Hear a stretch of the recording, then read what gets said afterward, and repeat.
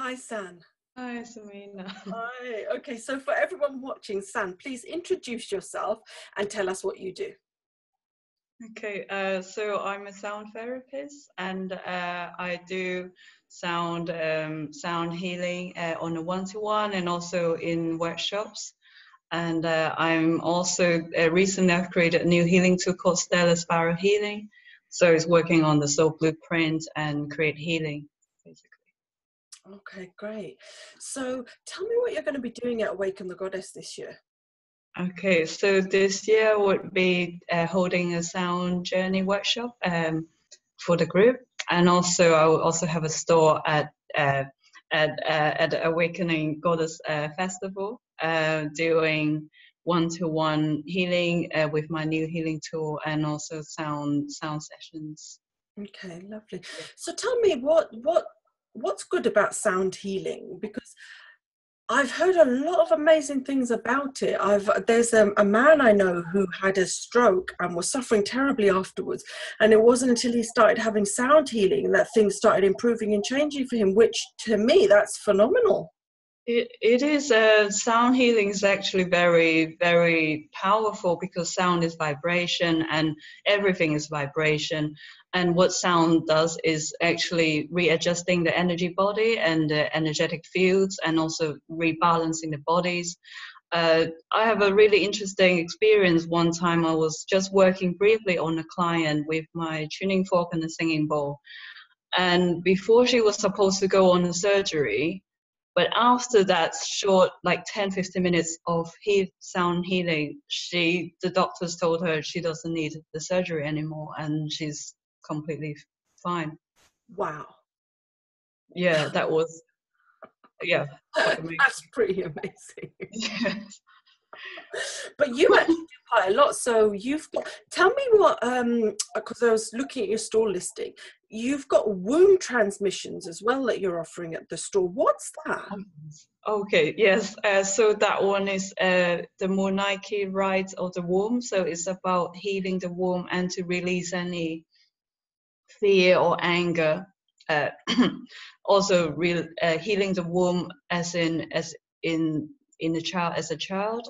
So healing relationship with your mother, or also healing yourself as in to be more creative, healing your femininity.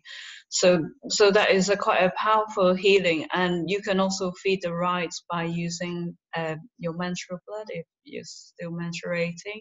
Mm. And it is the menstrual blood is actually amazingly powerful thing as a as a woman, and you feed the blood to the earth, and it actually is really nourishing and is very powerful. Mm. Yeah, absolutely. I use it to water my plants. Sometimes I mix it with a watering can of water my blood and water the plants, and they always come up really nice.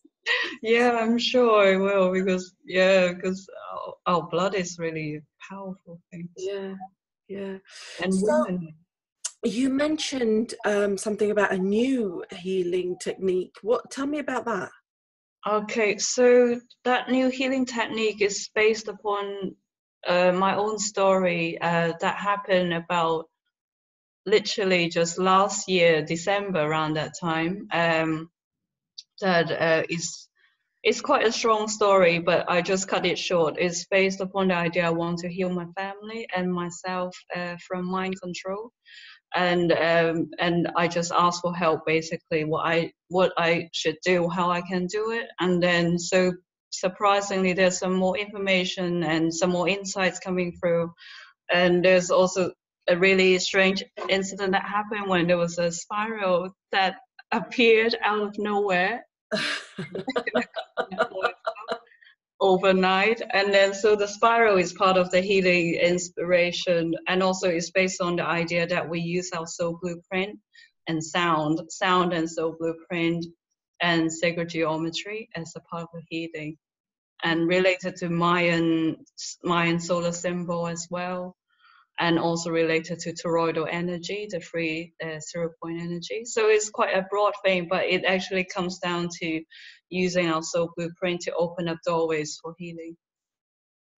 Yeah, I've been hearing about this soul blueprint thing. I started reading a book on it, but I was really busy at the time. I didn't finish it, and it seems like quite an interesting concept, which I'm assuming you're going to go further into the more you get into this new healing technique and working with people and stuff. So it's definitely something that it's a good opportunity for people to find out a bit more about it at the festival, isn't it, really? Yeah, so what happened is with the healing, if you wish to, I can find out your soul blueprint, which consists of the sound and then the color, the symbol, and a name and number as well. So it's 5 elements in the soul blueprint, and then but you don't need all 5 elements, but you can focus on the sound or the symbol, and then it actually creates a lot more healing power to yourself and to your family as well. So it is a quite a important element in the healing. And also, apart from that, also do something like sacred geometry, like the copper Merkaba. So what I do is I imprint the soul blueprint onto the Merkaba for each person, or a soul blueprint candle. So you can burn it overnight, or it's really quite a good healing tool to use, and just put it by the bedside and then sleep with it. It's really, really good. So that's, Oh wow, that's yeah, amazing. yeah. So, Sam, tell me how you got into all this stuff. into In this. general, so like your journey to being a sound healer, to doing all these different modalities of healing, how did it all start? Okay, so it actually started when I went into a store that sells singing bowls, and then someone was playing it, and then and I was just fascinated by how amazing the sound was in the room, in the big room, and it was just that tiny instrument that makes a sound.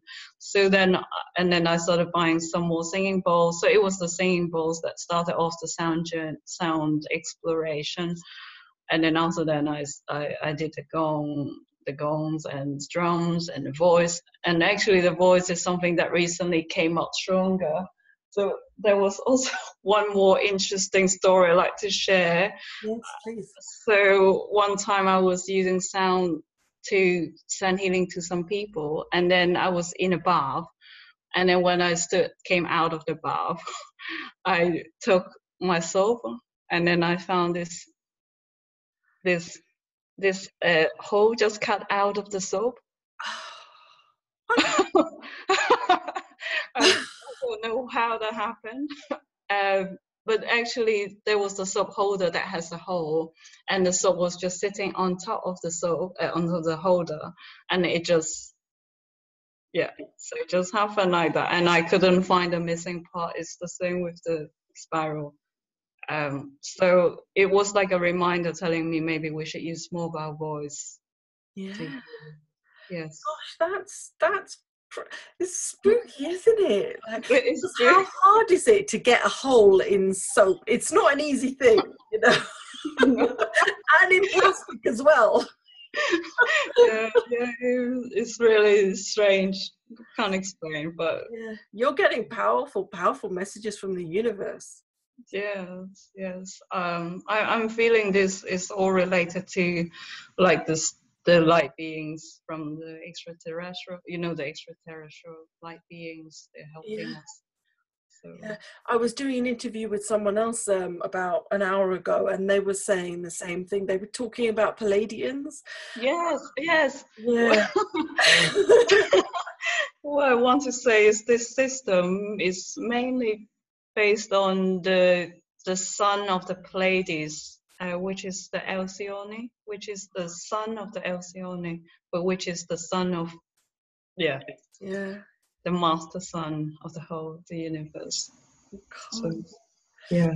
This stuff is actually quite new to me.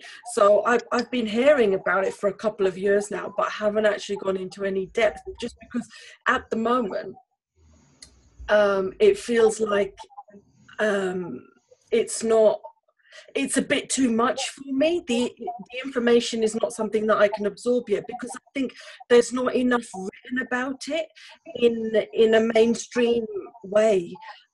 So you have to really find the people who have this knowledge and who can talk about it and articulate it in a way that the general population can understand. And I haven't found that yet. So if you know of any material out there, then do let me know. Sure, will do. I'm also at the beginning of the journey, so Yeah, yeah. yeah.